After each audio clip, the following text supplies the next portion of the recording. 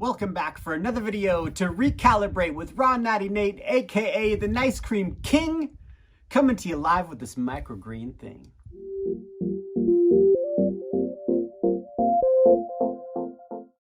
And in this video, you guys, this is video number 6 of a 10-part series. In this video, I wanted to get into how to sprout. Okay, so it's very simple. Very simple, you guys. You don't need much to sprout. You can actually do it with just a bowl. You don't need a jar. I like a jar. Jars work really good. We like to use quart-sized jars, mason jars, a 32-ounce jar, or even the 64-ounce bigger sprouting jars will work great. Those sprouting jars, you can get them right on Amazon. I'll be sure to click those in the link in the description down below as well, so you can just go to Amazon and get those tools.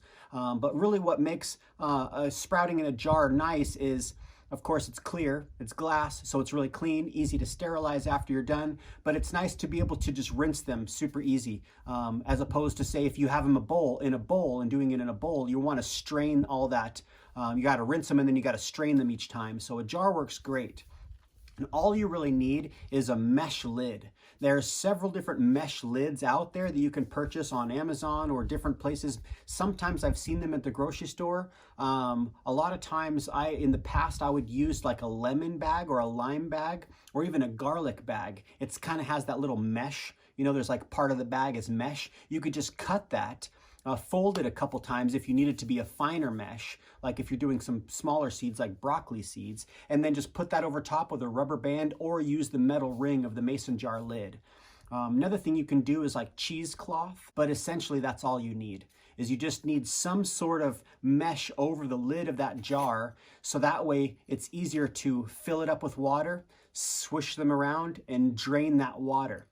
But all you're going to be doing is you're going to take your sprouting seeds and you're going to wash them or disinfect them. And if you don't know how to disinfect them, be sure to check out the video previous to this one, video number 5, where I talk about the disinfecting solution and how to do that. It's very simple. So all you're going to do is disinfect the seeds, and then you're going to rinse and drain those, and then you're going to fill them back up after you have disinfected them. It takes about 15 minutes to soak them in the disinfecting solution. I'll just give it to you. It's a tablespoon of apple cider vinegar to a cup of water. That's the solution, right? Depending on how many seeds, you might need to up it or whatever. Super simple. So that way you don't have to go back and watch the other video if you don't want to. But either way, what you're going to do is you're going to wash those seeds, let them soak for about 15 minutes, rinse or drain them and rinse them. Keep rinsing them till you don't have any vinegar smell left. And then you're going to fill the jar up enough to where those seeds are fully submerged. I like to put like a cup or maybe even 2 cups of water in with, like, you know, say if I'm doing 2 tablespoons worth of seeds, and soak them overnight, right? So you're just soaking them overnight. Don't even have to mess with it. Next morning, drain that water, fill it back up with some water, swish the seeds around and drain them again.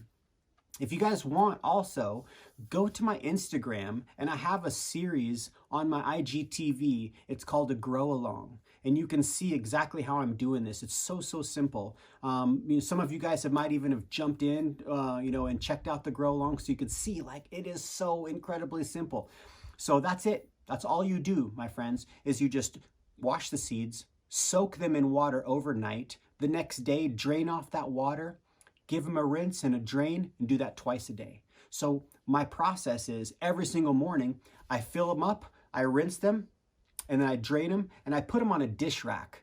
So that way the water is draining out, you know, or you could put them in like a bowl. You want to make sure that you're draining the water out of the jar. You don't want any water sitting in there. So it's really important to put them upside down in a bowl or on a dish rack so it can continue to drain little drips of water.